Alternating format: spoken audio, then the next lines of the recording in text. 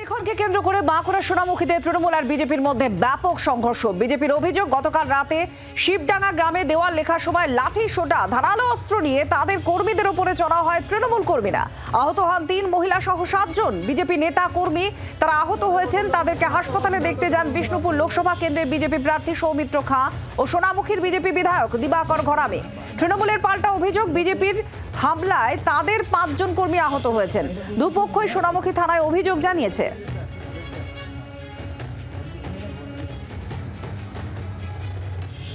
তৃণমূলের দুষ্কৃতীরা আচমকাই ভারতীয় জনতা পার্টির কিছু কার্যকর্তার উপরে হামলা করে, যেখানে আমাদের বেশ কিছু কার্যকর্তা আহত হয়েছেন।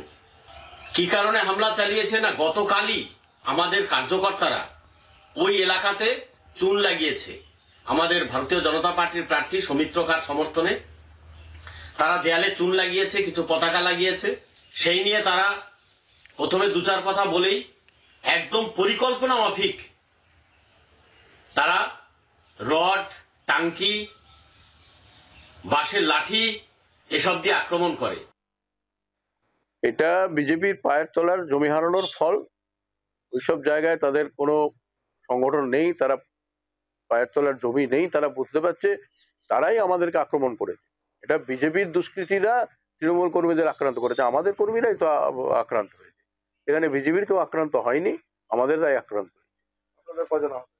আমাদের 5-6 জন হয়েছে। তাদের মধ্যে নিজেদের মধ্যে যে গন্ডগোল হচ্ছে সেটা তো তাদের নিজস্ব দলীয় কোন্দলের ফল তাদের মধ্যে, কিন্তু আমাদের কর্মীদেরকে তারা আক্রান্ত এই কারণেই করছে। এটা আমাদের যিনি বিজেপির প্রার্থী তার একটা কৌশল। বাংলার আওয়াজ, বাঙালির আবেগ, জি 24 ঘন্টা।